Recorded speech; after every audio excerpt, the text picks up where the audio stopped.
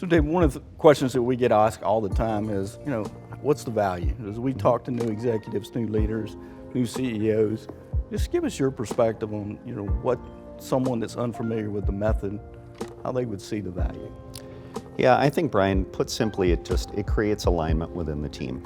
And, I'm a huge believer that a group of aligned leaders around a mediocre strategy will beat a group of misaligned leaders around a perfect strategy, 8 days a week. And we work on that very hard, both at SJE and at Wenger, to make sure that we're aligned, we're moving in the same direction. So if I had to boil it down to somebody that was just learning about it for the first time, I would say if you have a need to create alignment within your company, this is the tool to use.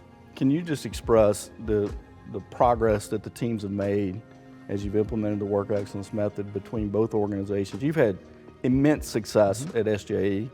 You guys sold. It was a very good thing for all the shareholders. It was a ESOP, and they were able to make a lot of money, and it was very good. And then now with Wenger, you're having some good success too. Can you just kind of share a little bit about that? Yeah, the great thing about the work excellence process for us is that it doesn't just hit a particular line of the P&L in terms of impact. I mean, it has driven improvements in both companies across revenue, margins, operating performance, and really the ultimate scorecard for us has been just value, overall company value, and we've seen incredible success, as you mentioned, with SJE. Being an employee-owned company and the success that team saw when we exited that, as well as at Wenger, even though it's a privately held company, the value is growing quite significantly, and I'm a firm believer that work excellence is a big part of why.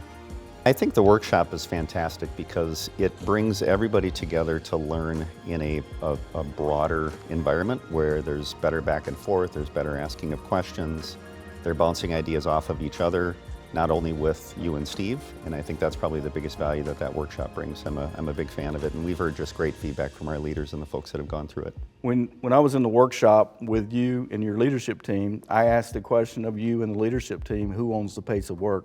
Do you recall your answer? I probably said that I own the pace of work.